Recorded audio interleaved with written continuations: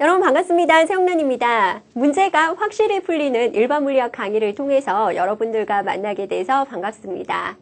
자, 이 강의는 일반 물리학과 관련돼서 중요한 모든 문제들을 총망라한 강의라고 볼 수 있겠습니다. 그래서 여러분들이 개념이 확실히 잡히는 일반 물리학 강의로 개념 정리를 하신 이후에 시험 직전 또 여러분들이 대비하시는 각종 시험들에 대비해서 준비하실 때 이 문제가 확실히 풀리는 일반 물리학 강의로 문제풀이 연습하시고 적용 연습하시면 될 것 같습니다. 전체적으로 이 물리라는 과목 특성상 사실 개념도 중요하지만 문제에 적용하는 연습하는 것도 굉장히 중요하잖아요. 그래서 이 적용 연습까지 완벽하게 다 하신다면 여러분들이 원하는 GPA 시험이나 또 각종 시험에서 고득점 하실 수 있으실 겁니다.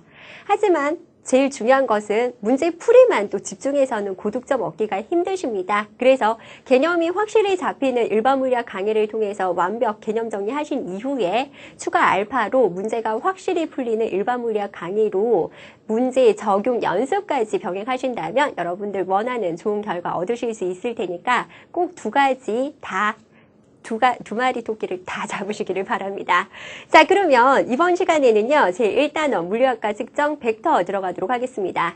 자, 이번 시간에는 크게 벡터의 계산, 연산과 관련된 내용들 진행이 될 거고요. 그리고 유효 숫자, 그리고 단위 변환과 관련된 내용들 정리하도록 하겠습니다. 자, 그러면 1번 문제부터 가도록 할게요. 자, 1번은 단위 환산 문제가 나와 있는데 우리가 어떤 단위를 원하는 단위로 바꿀 때는 없애고자 하는 단위는 약분 처리가 되도록 하는 위치에 넣으시면 되고요. 그 다음 살려두고자 하는 단위는 대체로 분자에 집어넣으시면 됩니다. 그래서 변환 인자를 활용을 해서 단위 환산을 하게 되는데 어떤 식으로 풀지 한번 보도록 할게요. 자, 1번은 두 도시 사이의 거리가 85.0마일일 때 거리를 킬로미터로 환산하라 이렇게 나와 있고요. 단 1마일은 1.609km이다. 자, 지금 보시면 두 도시 사이의 거리가 85.0마일. 사실 우리가 마일이라는 단위 자체가 익숙하지 않은데 이 마일을 킬로미터 단위로 고치라고 나와 있습니다.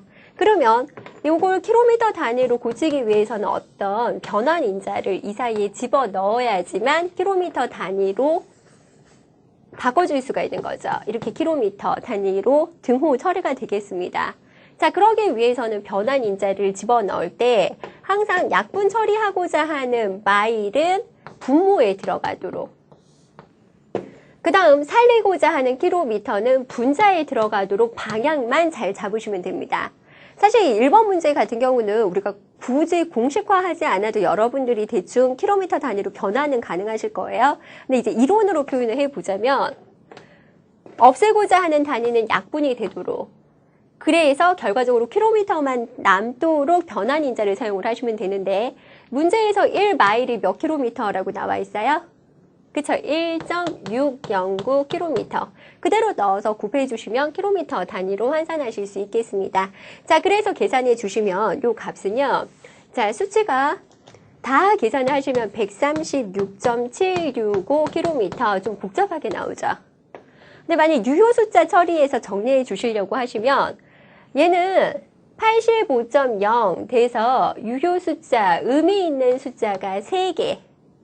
그러면 여기에서도 3개까지 살리려면 여기 7에서 반올림 하시면 됩니다. 그쵸? 자, 그래서 얘는 137km. 이렇게 표현을 해주시면 되죠. 일반적으로 곱셈이나 나눗셈에서는 유효 숫자에서 개수 맞추시면 됩니다. 그래서 3개여서 3개로 맞췄습니다. 자, 그 다음 이제 두 번째 가도록 할게요. 자, 고속도로에서 5.0 마일 퍼 시의 속력으로 자동차가 달리고 있다. 자, 그랬을 때 이 자동차의 속력을 미터 퍼 세크로 환산하려고 했습니다. 그러면서 1마일은 동일하게 1.609km이다. 자, 그러면 미터 퍼 세크 단위가 나오게 하기 위해서는 일단 문제에서 단서가 1마일은, 그럼 마일을 없앨 거니까 분모에 들어가도록 1.609km다 라고 나와 있으니까 이렇게 단위 환산 인자 하나 집어넣으시면 되겠고요. 근데 그래도 아직 킬로미터 단위가 나오니까 미터 단위로 고치려면 킬로미터를 미터로 고쳐야지 되겠죠. 그러기 위해서는 1킬로미터가 몇 미터에 해당해요? 그죠? 1000미터에 해당하는 거죠. 그러면 킬로미터는 없을 거니까 다시 분모에, 그래야지 약분 처리가 될 거고요. 약분 처리되는 거 일단 마일도 지어보고요. 1킬로미터는 몇 미터라고요? 그쵸? 1000미터. 그럼 이제 미터 단위가 드디어 나왔습니다. 그 다음 또 하나. 시간을 세크, 초 단위로 고쳐야 되는데 여기에서는 마일 퍼 시여서 시간이 분모에 들어가 있죠. 그럼 다시 이 시간 단위를 없애려면, 그쵸? 1시간에 해당하는 건 몇 초니? 1시간은 몇 초예요? 그쵸? 60분, 1분이 60초 해서 토탈 3600초. 그래서 분모에 초가 들어가야 되니까 이제 1시간은 3600초다 라는 것을 시간을 분자에 넣어야지만 여기 다시 약분 처리가 되는 거고요. 그리고 분모에 세크가 남게 돼서 전체적으로 본다면 미터 퍼 세크. 그러면 이제 남는 숫자가 5.0 곱하기 1.609 곱하기 1000 나누기 3600 해주시면 되겠죠. 자, 그래서 요거 정리를 해주시면요. 요거는 얼마 나오냐면 2.2 미터 퍼 세크 이렇게 나오게 되겠습니다. 자, 그래서 자, 이렇게 등호 잘 안 보여서 다시 써보면 우리가 변환하려고 하는 방향으로 가도록 없애려고 하는 단위는 항상 소거되는 위치에 집어넣어야 됩니다. 마일을 없애야지 되기 때문에 1마일은 1.609km야. 그런데 킬로미터를 미터 단위로 고치기 위해서 다시 1km는 1000m야 라는 걸 집어넣었고요. 그 다음에 여기 hour, 시간 단위를 없애야 되는데 시간은 얘 속력의 단위로 들어가서 분모에 들어가 있기 때문에 오히려 분자에 1시간은 3600초다. 이렇게 대입을 해서 정리를 해주시면 되겠네요. 자, 그 다음 세 번째 갈게요. 자, 세 번째는 제트 엔진을 부착한 차의 최고 속력은 1228.0km/sh이다. 이 속력을 미터 퍼 세크 단위로 환산을 하래요. 자, 그러면 여기서도 1km는 1000m, km로 없애야지 되니까 여기 변환 인자에 1km, 분모에 들어가야지만 km 약분 처리가 되겠죠. 그러면 1km는 몇 미터? 1000m. 하면 미터 단위가 분자에 살아남게 될 거고요. 그 다음에 마찬가지 시간 단위를 초 단위로 바꾸기 위해서는요. 얘는 분모에 있으니까 다시 시간은 분자에 1시간은 3600초죠. 3600초야. 라는 변환인자를 하나 더 집어넣었습니다. 그러면 시간이 약분돼 버리면서 결국 남는 건 미터 퍼 세크 단위가 되는 거고요. 자, 그랬을 때 1228.0 곱하기 1000 나누기 3600 해주시면 이 변환인자에 들어가는 수치는 유효 숫자에서 안 따져 주셔도 되고요. 그럼 전체적으로 유효 숫자는 하나, 둘, 셋, 넷, 다섯. 그럼 5개니까 이 수치도 유효 숫자 5개 들어가도록 하시면 341.11m/s 이렇게 나오게 되겠습니다. 자, 그래서 변환인자 활용을 해서 단위 환산하는 거 그렇게 어렵지 않으셨을 겁니다. 자, 1번처럼 지금 정리 다 해주시면 항상 살리려고 하는 단위가 살아남고 나머지 없애는 건 약분 처리해주는 위치로 잘 넣으시면 되겠습니다. 자, 그 다음에 2번 가도록 할게요. 2번은 차원 분석과 관련된 문제인데요. 단진자의 주기 t는 추가 한번 왕복하는 데 걸리는 시간이다. 자, 단진자라고 한다면 우리가 왔다리 갔다리 하면서 이렇게 왕복 운동을 하는 실에 추를 매달아서 왕복 운동을 하는 이런 경우를 단진자라고 표현을 하는 거고요. 이랬을 때 주기는 한번 왕복하는데 걸리는 시간을 주기라고 표현합니다. 자, 추의 질량을 m. 자, 여기 매달린 추의 질량을 m. 그 다음 실의 길이를 l. 그리고 중력과 속도를 g라고 할 때 주기 t는 2파이 루트 g분의 l 이게 사실 물리에서 단진자에서 굉장히 중요한 공식 중에 하나입니다. 지금 기억을 하나 해놓으셔도 좋고요. t는 2파이 루트 g분의 L, 즉 단진자에 있어서 주기는 실의 길이가 중요합니다. 같은 장소에서 중력과 속도까지 일정하다라고 한다면 실의 길이가 길수록 주기가 더 커지겠죠. 그 다음 만일 지구가 아니라 달 같은 그런 다른 행성에 간다면 중력과 속도가 달라져서 중력과 속도가 작을수록 주기가 더 커지게 될 겁니다. 사실 지구상에서도요, 위치에 따라서 중력과 속도 값이 조금씩 차이가 있기 때문에 주기가 달라질 수 있습니다. 자, 그래서 단진자의 주기는 중력과 속도와 실의 길이의 영향을 받구나라는 거 알 수 있고요. 자, 그랬을 때 차원적으로 옳은지 따지래요. 그러면 이게 지금 이 식이 옳은가를 차원적으로 따지라고 했으니까, 자, 우리 주기라는 건 시간의 개념이니까 차원으로 표현을 해본다면 시간을 나타낼 때 t로 나타냈습니다. 그러면 오른쪽 2파이 루트 g분의 L 하는 부분도 차원 분석을 해봤을 때 t가 나오면 되겠죠. 근데 2파이는 상수니까 딱히 단위가 없습니다. 자, 그러면 루트 g분의 L 부분을 따지면 루트 안에 L은 길이니까 L 차원으로 표현했을 때 이렇게 L이라고 나타내 줄 수 있고요. 그 다음에 중력과 속도는 우리 단위를 뭐를 썼어요? 그래서 중력과 속도의 단위는 미터 퍼 세크의 제곱을 쓰잖아요. 그런데 미터도 길이니까 L로 동일하게 쓸 수 있고요. 그 다음에 퍼 세크의 제곱은 퍼 세크가 시간이니까 차원으로 옮기면 t의 제곱 이렇게 되는 거죠. 자, 그럼 여기에서 분모에 있는 L과 분자의 L은 서로 약분 처리가 돼버리고 분모의 t의 제곱 분의 1인데 다시 분의 1 처리가 되니까 요건 이제 루트 t의 제곱. 그러면 제곱과 루트가 없어지면서 이 차원도 t가 되는 거죠. 따라서 오른쪽에서 남는 차원도 t가 돼버려서 좌우의 차원이 같다. 따라서 이 식은 옳다라고 표현을 해줄 수 있는 겁니다. 자, 다시 한번 볼게요. 이 식이 옳은지 차원적으로 분석해서 지금 따져줄 건데 왼쪽은 시간이니까 차원으로 표현을 한다면 t.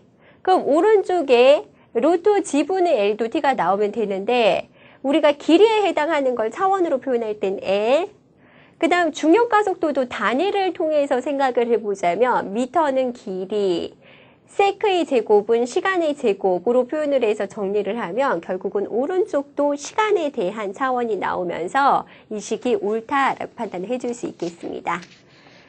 자, 그 다음 이제 3번 가도록 할게요.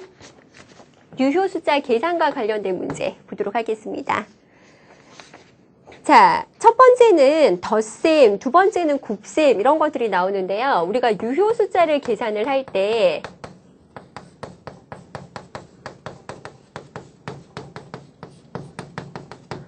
덧셈이나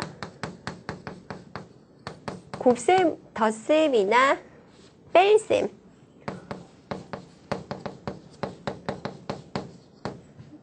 을 따질 때는 자릿수를 맞춰주시는 거고요. 그 다음 곱셈이나 나눗셈을 따질 때는 개수로 맞춰주시면 됩니다.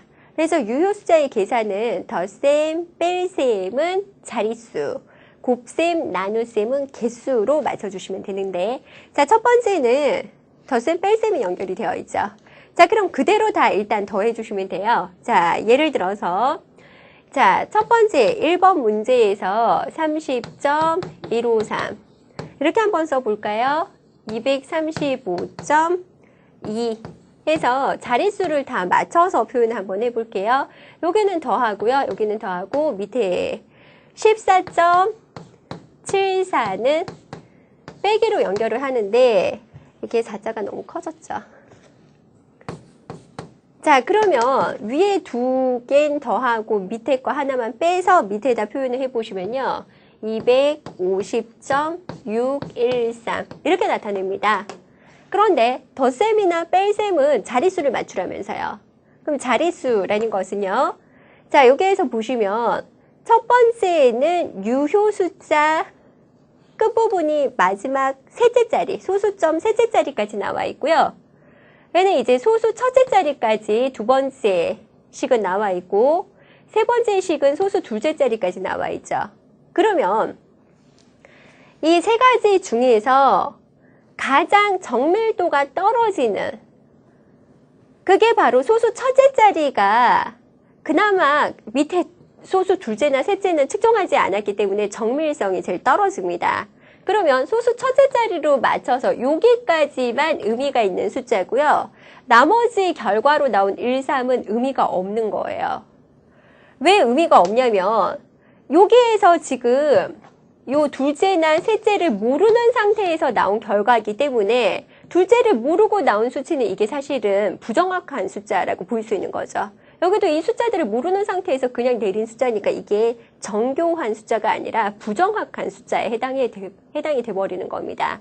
근데 소수 첫째 자리는 3개의 소수 첫째 자리를 다 알고 나온 결과이기 때문에 여기까지는 정확하다고 볼 수 있겠죠. 그래서 밑에 소수 둘째나 셋째는 지워버리고 반올림에 의해서 여기선 버림이 돼버리는 거죠. 그래서 정답은 250.6까지 소수 첫째 자리로 맞춰주시는 겁니다. 그래서 소수 둘째, 소수 셋째가 있어도 오히려 소수 첫째 자리까지만 있는 경우 제일 정밀도가 떨어지는 소수 첫째 자리까지만 맞춰서 요 두 번째, 셋째까지 했다고 해서 이게 의미 있는 숫자가 되지 못하니까, 그래서 소수 첫째 자리까지 맞춰서 답을 쓰시면 되는 거고요. 그래서 250.6 되겠습니다.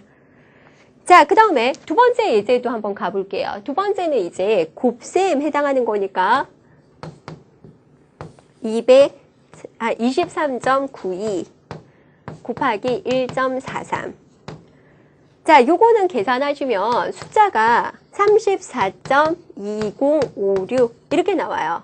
그럼 얘는 덧셈이나 뺄셈이 아니라 곱셈이나 나눗셈에 해당하는 거죠. 곱셈, 나눗셈은 자릿수가 아니라, 그쵸, 개수가 중요하죠.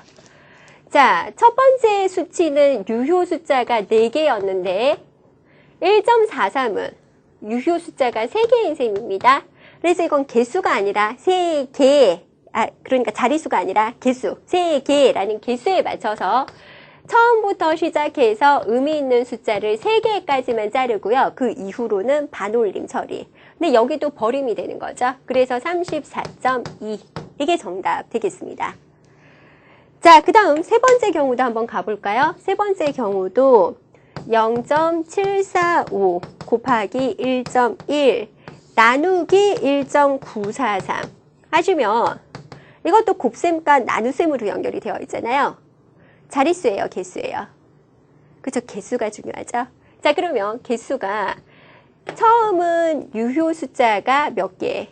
0.745는 그쵸, 3개. 1.1은 2개. 1.943은 4개. 여기서도 제일 숫자가 작은 2개에 맞추셔야 돼요. 그래서 실제 계산을 해보시면 34.2056 이렇게 나오는데 유효 숫자가 제일 작은 2개 쪽에 맞추셔서 여기서도 반올림 처리하시면 정답은 34가 돼버리는 거죠. 자, 그래서 여기에서는 지금 제가 수치를 잘못 썼군요. 그쵸, 가끔씩 이 위에 숫자를 그대로 똑같이 써서. 자, 여기에서 보시면 0.42177 이렇게 나오게 될 거고요. 여기에서 2개에 맞춰주신다면 여기 42까지 살리면 되겠네요. 0.42라고 정답 처리하시면 되겠습니다. 자, 그럼 칠판 정리하고 마저 할게요. 자, 그 다음 3번에 4번 갈게요. 자, 4번은 자, 수치가 복잡하죠. 2.32578 곱하기 10의 7승 8.11 곱하기 10의 마이너스 3승을 곱셈으로 연결했으니까 얘는 자릿수예요, 개수예요? 그쵸, 개수죠? 자, 그러면 얘들 계산 다 해보시면요. 18.86이 막 어쩌고 저쩌고 이렇게 나오고요. 이 뒷부분 지수만 서로 같이 연결시켜 주시면 10의 4승 나오게 되는데, 여기서도 보시면요. 앞부분이 유효 숫자가 아무리 길다 하더라도 뒤에서 8.11까지만 유효 숫자니까 여기에 개수가 몇 개? 그죠? 3개에 해당하는 거죠. 그럼 여기에서도 유효 숫자, 의미 있는 숫자는 3개까지만 잘려서 반올림 돼버리면 18.9 되는 거죠. 그런데 일반적으로는 사실 지수 표기법으로 이렇게 지수 처리해서 표현을 했을 때는요. 첫 번째 자리 숫자를 1의 자리로 거의 맞춰주는 경향이 있습니다. 그래서 이걸 다시 한 번만 더 표현을 하자면 1.89 곱하기 10의 5승 이렇게 처리를 해주시면 되겠습니다. 자, 그러면 4번까지 됐고요. 그 다음 5번 갈게요. 자, 5번도 유효 숫자 계산해서 9.11 곱하기 10의 마이너스 31승 곱하기 2.99792458 와, 완전 길다. 자, 이렇게 보시면요. 수치가 조금 어디서 많이 본 수치인데 하는 느낌 드세요? 자, 이게 전자의 질량이죠. 9.1 곱하기 10의 마이너스 31승. 그 다음에 얘는 반올림 처리하면 우리가 3 곱하기 10의 8승이라고 많이 보신 거. 이거 사실 광속이잖아요. 그래서 MC 스퀘어에서 아인슈타인의 질량 에너지 등가의 원리라고 해서 나왔을 때 여기에서 전자질량 들어갔고 광속 들어간 케이스에 해당하는 겁니다. 근데 뭐 문제의 본질은 이건 아니니까 살짝 여담으로 얘기를 한 거고요. 다시 돌아가서 얘기를 해보자면 두 개를 곱해도 얘도 막 숫자 엄청 길게 나오겠죠. 근데 앞부분에 9.11에서 보면 뒤에 숫자가 아무리 길어도 여기서 유효 숫자가 몇 개? 그죠? 3개죠. 그럼 개수 3개로 맞춰서 표시하시면 되겠습니다. 그래서 실제로 계산을 해보시면 이것도 81.87659 뭐 이렇게 해서 막 나오면서 10의 마이너스 15승 이렇게 되는데 나머지 수치는 의미가 없는 거예요. 3개까지만 맞추시면 7에서 반올림 처리 81.9 곱하기 10의 마이너스 15승 그럼 마찬가지 이것도 1의 자리로 맞춰주실 거면요. 8.19 곱하기 10의 마이너스 14승으로 표현을 하시면 되겠습니다. 그래서 덧셈, 뺄셈은 자릿수, 곱셈, 나눗셈은 개수로 가시면 되는 거죠. 자, 그 다음 이제 4번 가도록 할게요. 자, 4번은 좌표계와 관련된 문제 나오는데 XY 평면상의 한 점의 좌표가 X, Y가 30, 40으로 표현이 됩니다. 이 점의 극좌표를 구하라 라고 표현을 하고 있습니다. 자, 그러면 X축 방향과 Y축 방향의 좌표가 30, 40 이렇게 표현이 되어 있으면 여기 X축의 좌표가 30, Y축의 좌표가 40 거기에서 이미 지점의 좌표를 30, 40으로 표현을 했는데 극좌표라는 것은요. 이렇게 X좌표, Y좌표로 표현하는 게 아니라 이 원점, 여기를 5점이라고 표현할게요. 원점으로부터의 길이랑 그 다음 X축 방향으로부터의 이 각도를 이용을 해서 표현을 해주면 극좌표라고 표현을 해줄 수 있습니다. 그럼 원점으로부터 여기까지 길이는 그죠? 피타고라스 정리 활용을 해서 여기 30이고 40이니까 그죠? 50 되겠죠? 50. 그 다음에 세타라는 것을 탄젠트로 표현을 해보자면 탄젠트 세타는 X축의 좌표가 30, Y축의 좌표가 40 한다면 30분의 40 이게 탄젠트 처리했을 때 표현이 되는 거고요. 자, 그러면 세타라는 것은 탄젠트 인버스 1 3분의 4 이렇게 표현해 줄 수 있겠죠. 이 각도가 얼마 정도 나오냐면 약 53도 정도 나오게 되겠습니다. 그래서 극좌표로 표현을 해주면 극좌표에서 이 길이는 50 되는 거고요. 자, 길이는 50, R이라고 표현을 할게요. 이걸 R이라고 표현을 했을 때 50. 그리고 X축 방향으로부터 시작해서 각도 세타는 약 53도 라고 표현해 줄 수 있습니다. X축으로부터 반시계 방향으로 53도 되는 위치에 있는 거죠. 자, 그래서 극좌표로 표기를 했고요. 자, 그 다음 5번 문제 가도록 할게요. 5번. 자, 어떤 자동차가 북쪽으로 10.0km 이동 후에 다시 동쪽으로 20.0km를 이동하였다. 이 자동차의 합성 변이 크기와 방향을 구하라. 이렇게 나와 있습니다. 자, 그러면 이 자동차가 결과적으로 이동한 변이는 이렇게 한 북동쪽 방향으로 이동을 한 셈인데요. 정확한 크기를 따지자면 이때 요것도 R이라고 표현해 볼까요? 피타고라스 정리 그대로 활용하시면 되겠죠. 그래서 10.0의 제곱 플러스 20.0의 제곱 해서 넣으시면요. 요 길이가 22.4km.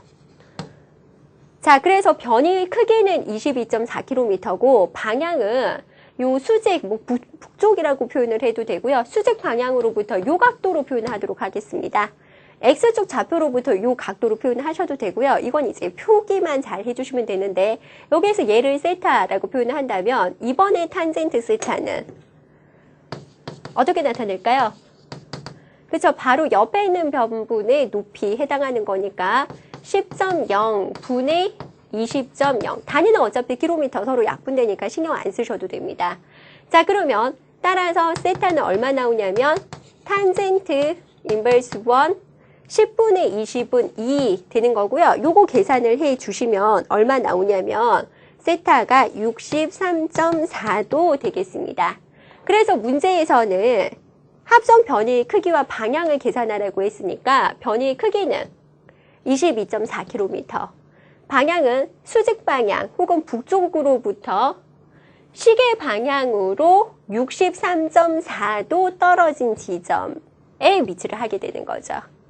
되시겠어요?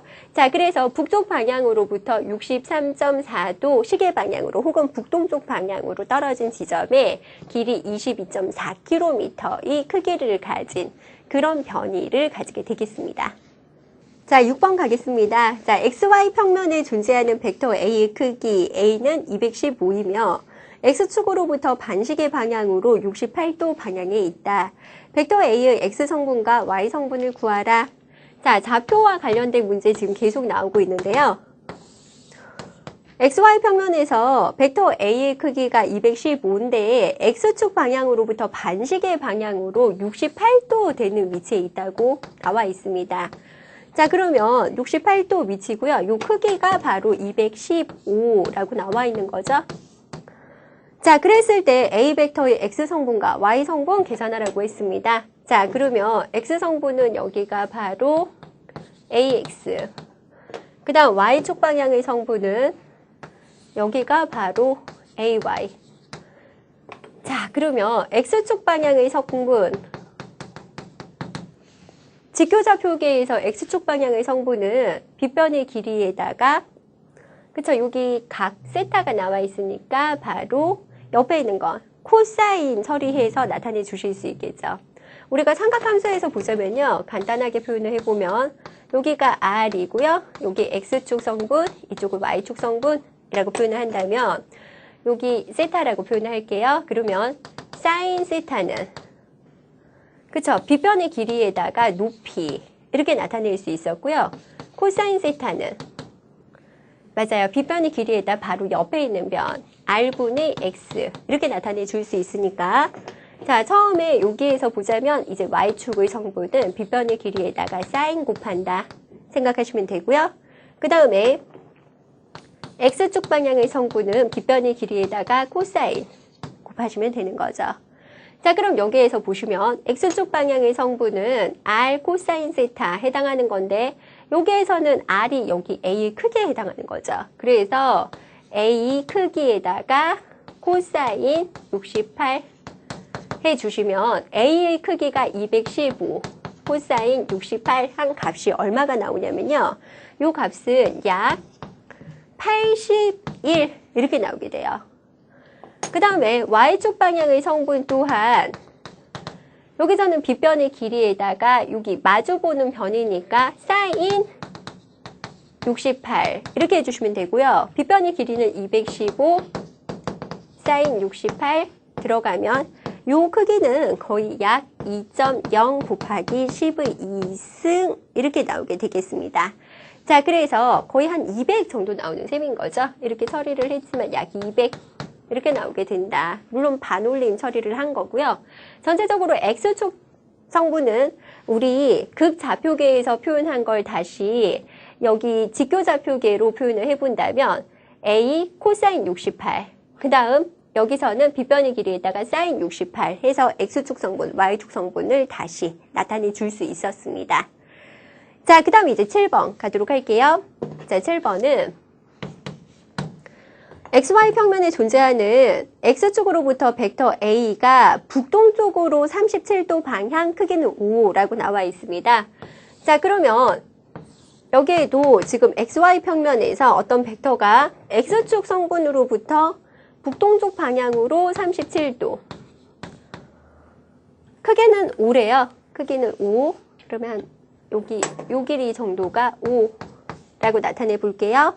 그 다음에 벡터 B는 북서쪽 방향으로 53도라니까 북서쪽 방향으로, 사실 좌표를 조금 정확하게 정교하게 나타내 줘야지 되는데 문제 해석상 여기 Y축 방향에서 북서쪽 방향으로 각도를 표현했다라고 따질게요. 아니면 북서쪽이 될 수가 없어서요. 53도를 이렇게 나타내 주도록 하겠습니다. 자, 그리고 이 크기는 10이라고 나와 있네요. 자, 그랬을 때 이제 벡터의 합성 들어가겠습니다. 근데 벡터의 합성이 들어갈 때 이 각각 A 벡터와 지금 여기 한쪽은 B 벡터라고 할까요? B 벡터가 있네요. 그랬을 때 이것들을 좌표로 표현을 해서 나타내 주시면 벡터의 합성은 수월하게 가실 수 있는데, 지금 A 벡터는 X 좌표가 X축 방향의 성분은 5 바로 옆에 있는 변, 요게 AX에 해당하는 거잖아요. 그래서 X좌표, Y좌표 알아내서 표현을 해보고요. 마찬가지 B벡터도 B벡터의 X좌표, Y좌표로 한번 표현을 해볼게요. 그러면 얘 X좌표는 A 코사인 세타 이렇게 해주면 되겠죠. 즉 X축 좌표는 A 코사인 37 이렇게 들어가는 거니까 5 코사인 37 해주시면 AX 계산하실 수 있겠네요.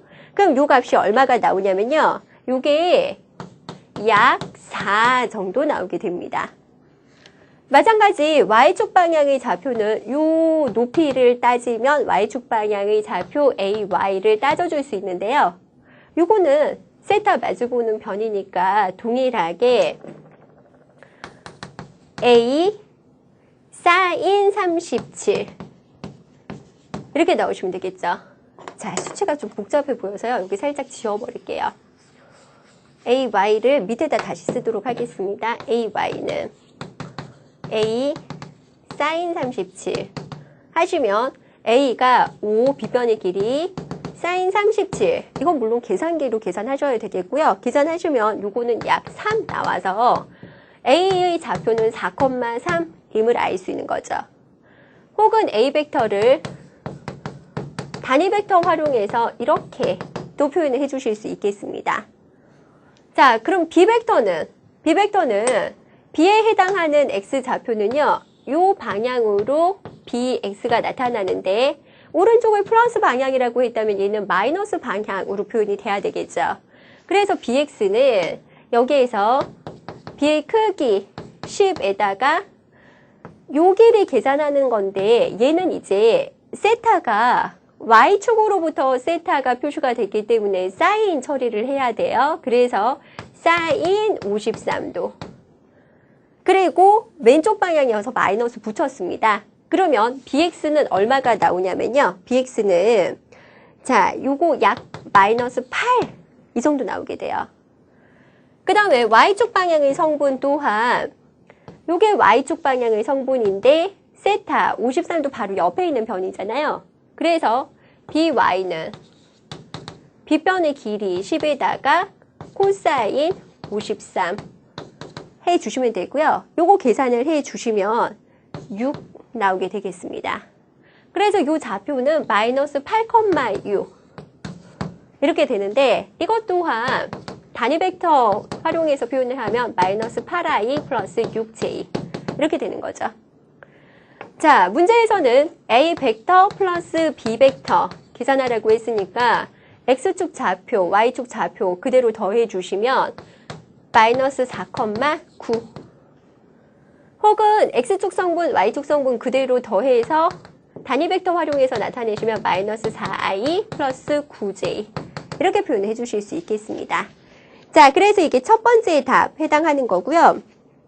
그 다음에 두 번째는 B벡터 마이너스 A벡터 계산하라고 했습니다. 자, 그러면 B벡터 마이너스 A벡터도 여기를 좀 지우고 여기다 쓸게요. B벡터 플러스 마이너스 A벡터 이렇게 생각하시면 돼요. 즉 그대로 뺀다 생각하셔도 되고요. 좌표에서 빼보시면 아래에서 위를 빼셔야 되니까 마이너스 12,3 여기에서 아래에서 위 뺀다 생각하셔도 돼서 단위 벡터로 표현하면 X축의 단위 벡터는 i 햇 이렇게 표현을 하고요. Y축의 단위 벡터는 j 햇 이렇게 표현을 해서 마이너스 12i 플러스 3j 이렇게 나타내 줄 수 있는 거죠. 자, 그래서 어느 쪽으로 표현해도 상관없으시고요. 그래서 벡터의 덧셈, 뺄셈까지 지금 정리가 됐네요. 자, 그 다음에 8번 문제 갈게요. 8번. 자, 세 개의 벡터가 있는데요. 자, 여기에서 보시면 A 벡터는 단위 벡터로 표현이 되어 있습니다. 4i 마이너스 j. 그 다음에 B 벡터는 마이너스 3i 햇 플러스 2j. 좀 전처럼 좌표에 직접 표시를 하셔도 되고요. 혹은 4, 마이너스 1 이런 식으로 표현하셔도 됩니다. 자, 그 다음에 C 벡터는 I 성분이 없어요. 그래서 자리 맞춰서 제가 이쪽에 조금 뒤로 해서 마이너스 3j 햇만 표현해 보도록 하겠습니다. 자, 그러면 문제에서 처음에 A 벡터 플러스 B 벡터 플러스 C 벡터 그러면 X 좌표끼리 다 더하고 그럼 여기에서는 I 햇만 나타나죠? 여기 1만 남으니까 Y 좌표끼리 다 더하면은 여기 마이너스 1 플러스 2 마이너스 3 되니까 마이너스 2j 햇 이렇게 되겠네요. 자, 그럼 이게 첫 번째 답 해당하는 거고요. 그 다음에 두 번째는 크기 계산하래요.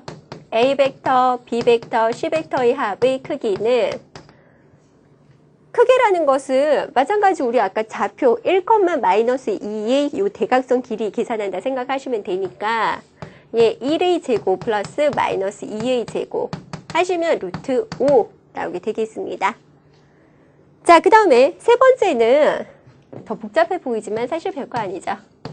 2a 벡터 마이너스 b 벡터 플러스 3c 벡터 얘는 2a 벡터 하면 여기 2 다 곱하시는 거예요.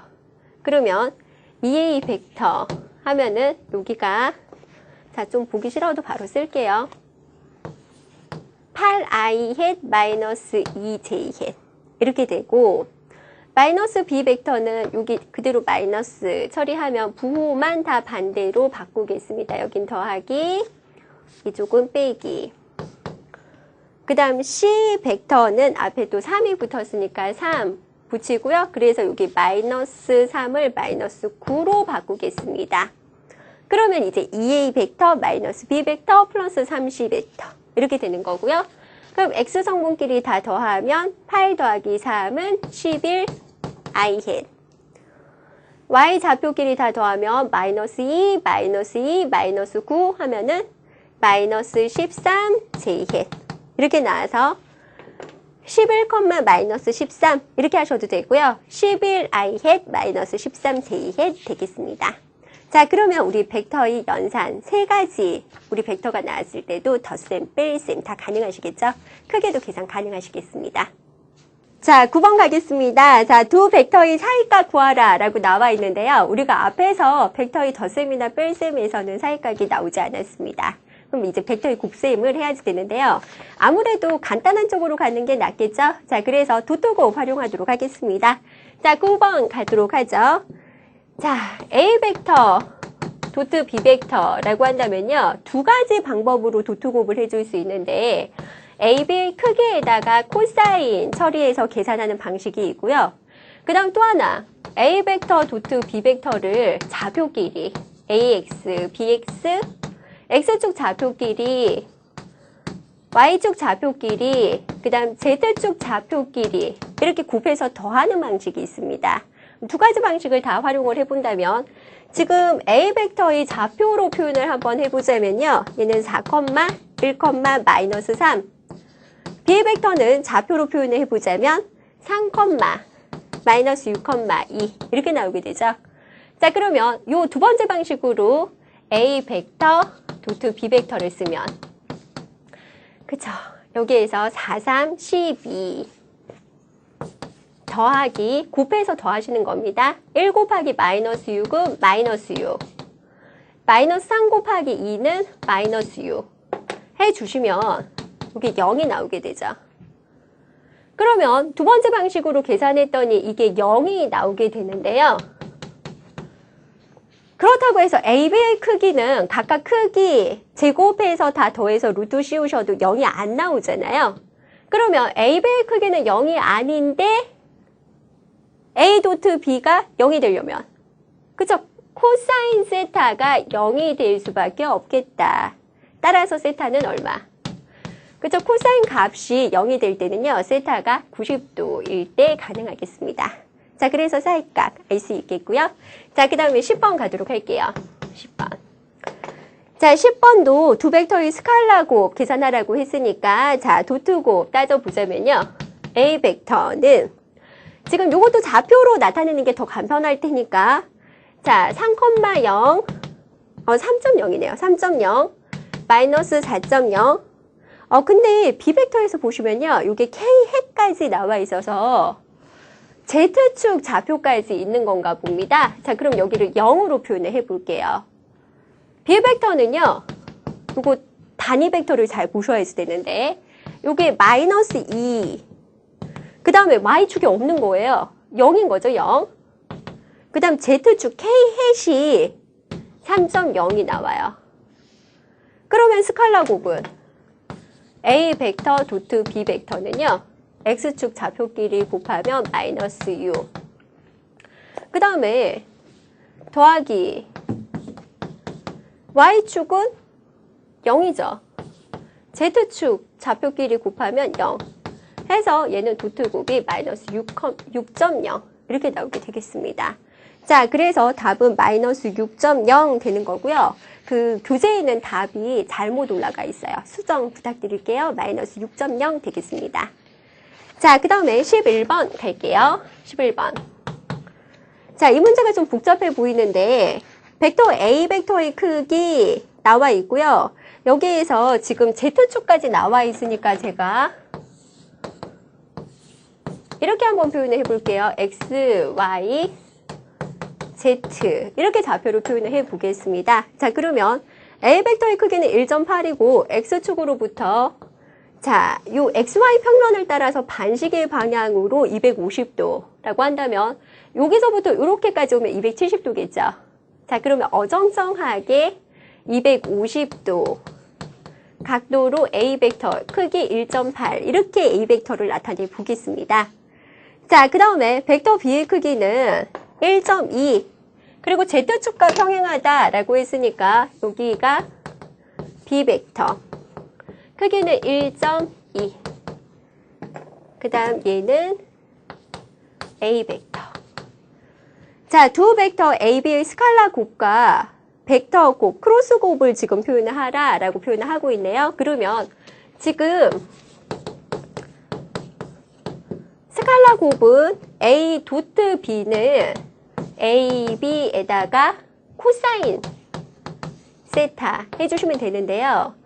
A 벡터의 크기 나와 있습니다. 1.8 그 다음 B 벡터의 크기 나와 있죠? 1.2 그리고 코사인 세타는요. 여기에서 A와 B는 A 벡터는 XY 평면상에 있기 때문에 B 벡터와 서로 수직관계 따라서 코사인 90 들어가는데 아까 코사인 90은 얼마라고요? 그죠? 0이죠? 자, 그래서 A 벡터 도트 B 벡터는 0 나오게 되겠고요. 그 다음에 벡터 곱 A 크로스 B는요. AB 사인 세타 그럼 동일하게 A 벡터 크기 1.8 B bek터 크기 1.2 그 대신 사인 90은 얼마 나와요? 그쵸? 1 나오니까 둘이 곱해 주시면 되겠네요. 그러면 이 값은 2.16 나오게 되는데 여기에서 수치 반올림해서 표현하시면 2.2 되겠습니다. 자, 그래서 도트곱, 크로스곱 그대로 AB 크기에다가 코사인, 사인 곱해서 나타내 줄 수도 있겠습니다. 자, 그러면 이렇게 해서 우리가 이번 시간에는 1단원 물리학과 특성 관련해서 또 그 다음 벡터의 연산과 관련된 문제들 풀어봤습니다. 수고 많으셨고요. 다음 시간에 뵙도록 할게요. 수고하셨습니다.